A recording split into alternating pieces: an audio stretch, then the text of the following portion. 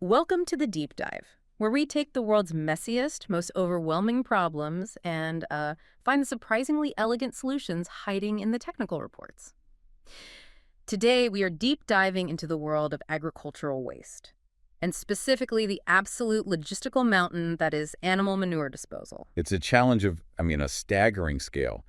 Globally, we're producing billions of tons of this animal slurry every year. And it's not just a stinky byproduct. It's a critical environmental headache. Right. When you have too much, you end up with nitrogen and a critically phosphorus runoff that pollutes waterways. It contributes to everything from toxic algal blooms to, oceanic dead zones. So we have too much nutrient in one place and not enough in another. It's a fundamental imbalance. Exactly. When you look at how to fix that, to recover those resources, the solution has to be, economically viable and technically sound. That's why we're digging into a really rigorous technical report from the Baltic Manure Project, which zeroes in on one specific technology: thermal gasification. That's right. And thermal gasification, in this context, is sort of the three-for-one solution we've been hunting for. It takes the carbon fiber out of the manure and converts it into a clean, combustible gas. We call that syngas for energy. Okay. But simultaneously, and this is the crucial part, it concentrates and locks up those essential mineral residues, particularly phosphorus and potassium. It turns them into a form that can be safely used as a fertilizer again. So our mission today for you, the listener, is to trace this complicated path. We're going to trace the journey from wet, messy slurry to high-quality energy and crucially recovered, stable fertilizer. We need to understand not just how it works, but why this particular thermal process is better than, say, just burning the manure. And we should be clear up front. This is an emerging solution. When this report came out, the technology wasn't fully scaled up commercially. But the promise it holds for turning an expensive waste problem, a major cost for farmers, into a genuine resource and business opportunity is, well, it's immense. Okay, let's unpack this and start at the very beginning of the supply chain. Manure is mostly water. And that water weight is the single biggest problem. It makes raw slurry impossibly expensive to transport or process.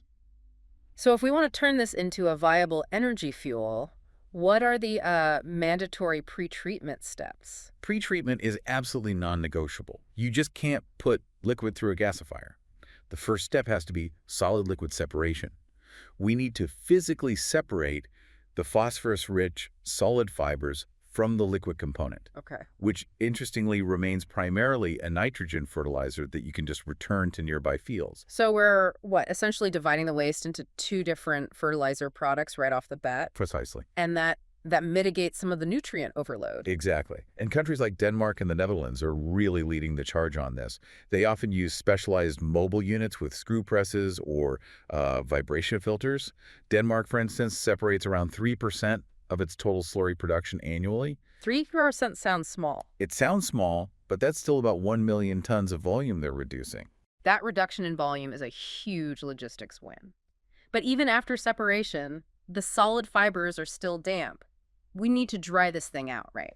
Correct. The solid fuel, it has to be intensely dried and usually pelletized. This makes it consistent for the gasifier. The Danish experiments, they focus on pig manure pellets dried to an extremely high 90% dry matter content. 90%, wow. And this is where we run into the first serious economic hurdle. And I'm looking at the source material, and this is where it gets tough. The drying process itself is incredibly energy intensive. It can consume up to 50% of the resulting pellet's total energy value? Yep. Wait, half the energy potential is used just preparing the fuel. Doesn't that make the whole project a massive net loss, or at least highly questionable economically? That's the critical challenge that the report addresses head on. Yeah. If you used new grid electricity to run those dryers, yes, it would absolutely be a net loss. Okay. That's why efficient integrated heat management is the solution. The report really emphasizes that the drying process must be driven by excess low-grade heat. Heat from where? From adjacent facilities, like the unused heat from a nearby biogas plant, or even the residual heat from the gasification plant itself. So the economic viability of this whole chain depends entirely on building it adjacent to or integrated with an existing power facility that has waste heat to spare. It is. It's an integration challenge as much as a thermal one. Okay. So once we achieve those 90% EM pellets, we finally move into the two-phase thermal process itself. Okay, let's go phase by phase. The first is pyrolysis. I understand this is the initial breakdown. That's right. Pyrolysis starts around 230 degrees Celsius. You can think of it like baking in a closed oven. Mm-hmm. This is where the thermally unstable organic materials break down and start to vaporize. You are fundamentally changing the structure of the biomass. And this initial breakdown gives us the engineering headache known as tar. How big of a problem is this stuff? It's the Achilles heel of gasification. I mean, tar is this complex mix of sticky, condensable hydrocarbons. Sticky like what? Sticky like asphalt. And it includes highly carcinogenic compounds like PAHs. If that gas stream cools even slightly, the tar condenses. You can imagine what that does to engines, piping, and turbines downstream. It just clogs everything. It clogs them, fouls them, and leads to really expensive shutdowns. So managing or eliminating that tar is the primary obstacle to making the syngas usable. Yikes. So the goal of phase one is essentially to create the intermediate, the charcoal, or what you call the glowing coke, while managing this sticky mess. How do we get from that troublesome coke to the final, valuable, clean gas? That's phase 2, thermal gasification, and that requires a much higher temperature, typically above 700 degrees Celsius. Okay. In this phase, the remaining carbon structure, the coke, is reacted with a gasification agent. That can be air, oxygen, or steam. That chemical reaction breaks the coke down into the valuable, simple molecules that make up syngas. So carbon monoxide, hydrogen, nitrogen. Exactly. The syngas is the clean, transportable energy carrier we are looking for. Okay, so thermal gasification has been used for wood and coal for decades. But we just spent 5 minutes detailing how difficult wet and tar-forming manure is. Why go through this complex thermal process for manure instead of just, I don't know, burning it in a traditional boiler? This is where it gets really interesting. It all comes down to temperature control and what that control allows us to do with the ash. Tell me more about that. There are two massive advantages compared to high-temperature direct combustion, which usually runs above, say, 1,000 degrees Celsius. Much hotter. Much hotter. Gasification is intentionally operated much cooler, generally below 750 degrees Celsius. And the first advantage is corrosion prevention. Manure is rich in corrosive compounds, notably potassium chloride or KCl. Like road salt rusting the underside of your car, but on a boiler scale? Exactly, but much, much worse. If you burn the manure at high temperatures, those KCl compounds vaporize.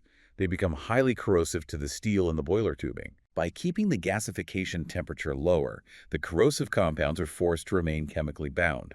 They stay in the ash, which protects the downstream equipment. So low temperature protects the expensive machinery. That's already a huge economic win. But you mentioned it also improves the fertilizer product. That's the second and arguably more important advantage, nutrient retention.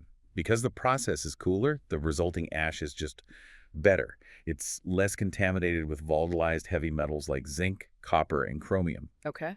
And critically, it retains significantly more usable macronutrients, potassium, and readily available phosphorus than ash produced by that traditional aggressive high-temperature combustion. The cooler process is cleaner, and it preserves the valuable minerals. Got it.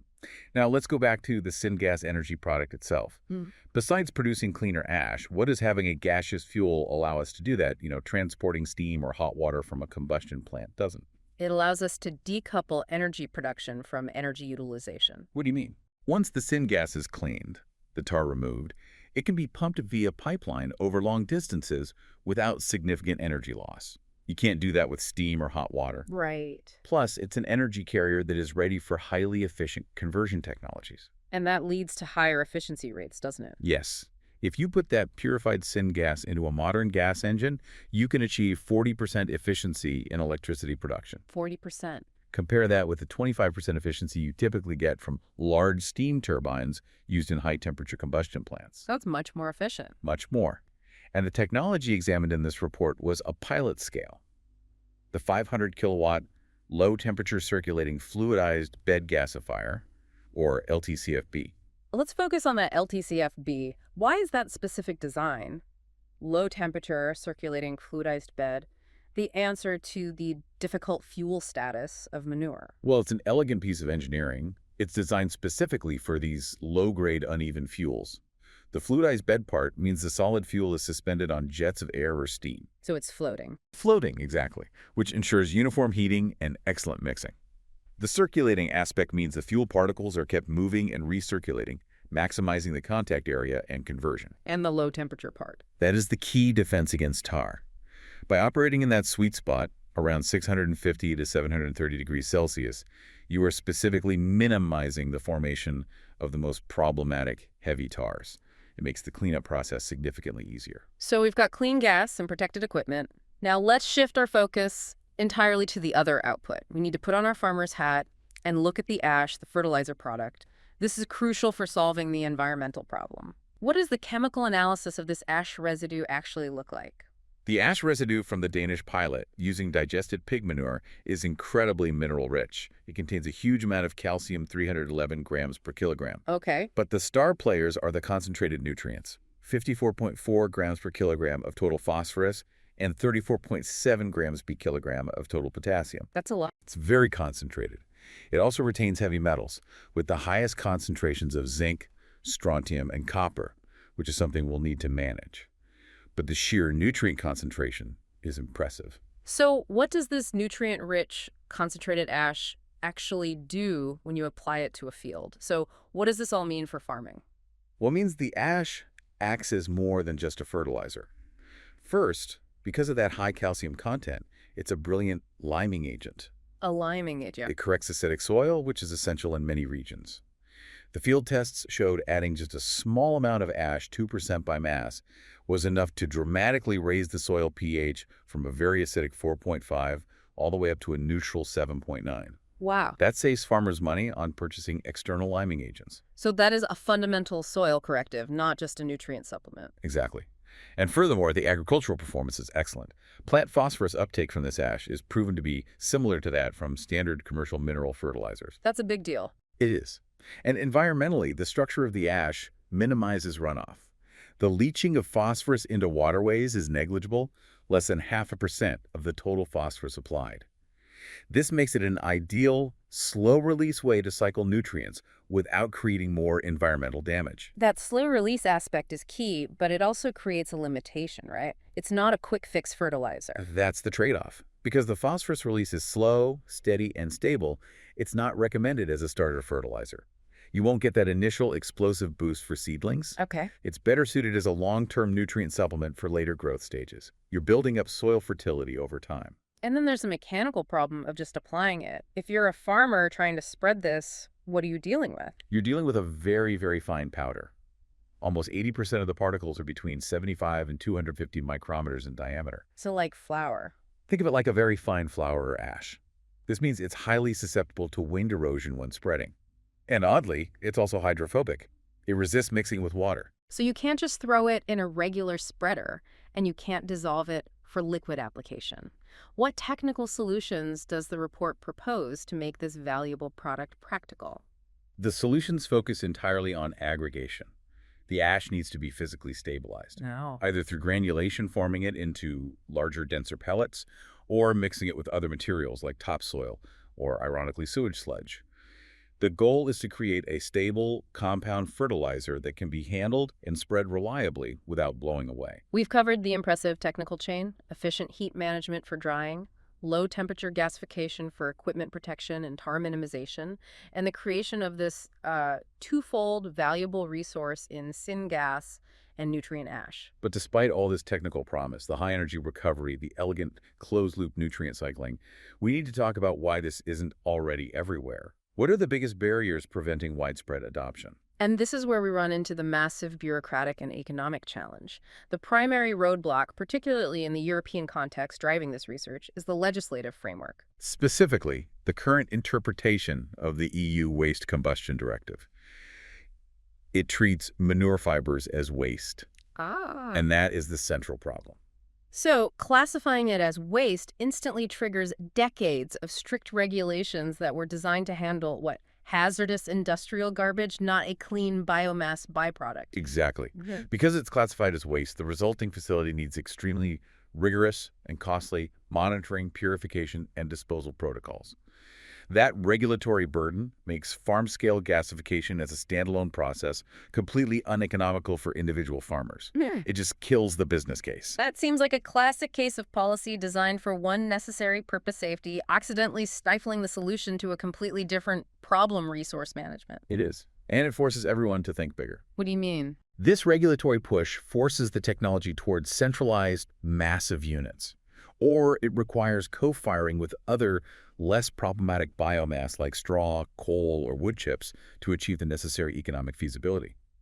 And coupled with that, the initial investment cost is massive. I mean, comparable systems for other biomass fuels range from 1 to 5 million euros per megawatt of installed capacity. So if a facility can absorb that cost, how is the resulting syngas best utilized? Well, there are four main pathways. You can co-fire it with coal or oil in existing utility boilers, use it directly or indirectly in gas turbines after cleaning, Okay. use it in high-efficiency combustion engines, or go through extensive steam gasification and purification to produce liquid fuels.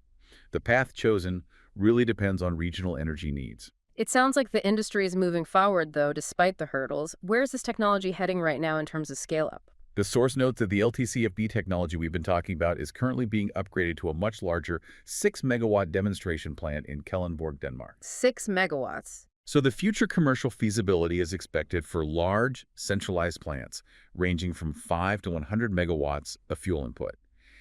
This is not destined to be a small box on every farm.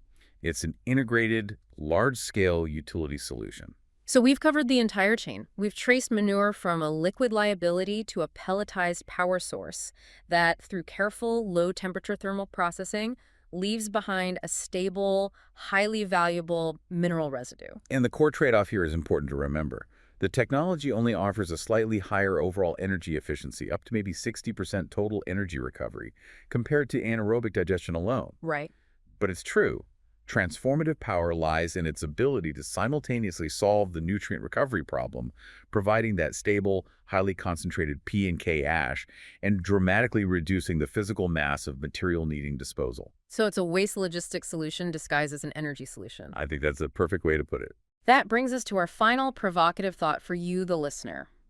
If legislative frameworks were adjusted globally, not just in the EU, but everywhere this phosphorus imbalance exists, to explicitly recognize thermally gasified manure residue as a valuable fertilizer resource, Rather than as a legally complex and expensive waste product. how quickly could this shift agriculture? We're asking whether a simple policy adjustment could fundamentally change agriculture from a system defined by its waste crisis into a truly integrated circular economy of energy and nutrient cycling. Food for thought indeed. Thank you for joining us on the deep dive. Keep exploring those innovative resource management chains.